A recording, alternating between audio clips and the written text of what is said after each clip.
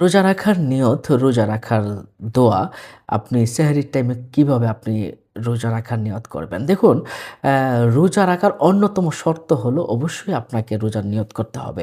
আপনি যদি রোজার নিয়ত না করে সারাদিন উপোস থাকেন, না খেয়ে থাকেন, তাহলে না খেয়ে থাকা হবে কিন্তু রোজা হবে না।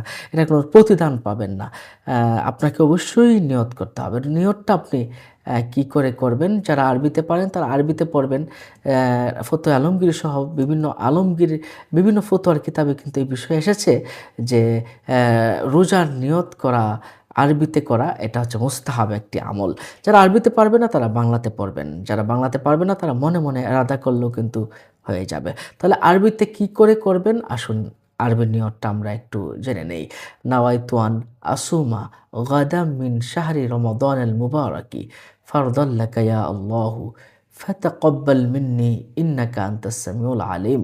আমি আবারও বলছি, নাওয়াইতু আন আসুমা গাদাম মিন শাহরি রমাদানাল মুবারাক ফারদান লাকা ইয়া আল্লাহু ফাতাকাব্বাল মিন্নি ইন্নাকা আনতাস সামিউল আলিম। এটার অর্থ যারা আরবিতে না পারবেন ওইভাবে পড়বেন, হে আল্লাহ, আমি আগামীকাল পবিত্র রমজানে তোমার পক্ষ থেকে নির্ধারিত ফরজ রোজা রাখার ইচ্ছা পোষণ করলাম, তুমি কবুল করো। এটাও যারা পারবে না তারা বলবে না আমি রমজানের রোজা রাখছি, বাস হয়ে যাবে। আপনার রোজা কিন্তু হয়ে যাবে।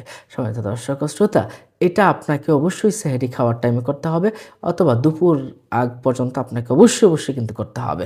যারা ভুলে যাবেন দুপুরের পরেও করলে কিন্তু অনেক সময় এটা হবে না। অনেকে ইমাম বলেছেন এটা হবে না। এখন প্রশ্ন হলো, যদি একান্তই ভুলে যান কিন্তু আপনার মনের ভিতরে এরাদা থাকে এমন যে আমি রোজা রাখার জন্যই তো আমি সেহরিতে উঠেছি, তাহলে আপনার রোজা হয়ে যাবে ইনশাআল্লাহ। আ সম্মানিত দর্শক ও শ্রোতা, ইফতারির সময় আপনি ইফতারির দোয়া করবেন। ইফতারির দোয়া কেমনে পড়বেন? বিসমিল্লাহ।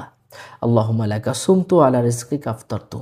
অতঃপর আপনি খেজুর দ্বারা ইফতারি করবেন। নিশ্চয়ই বিষয়টা উত্তরটা পেয়ে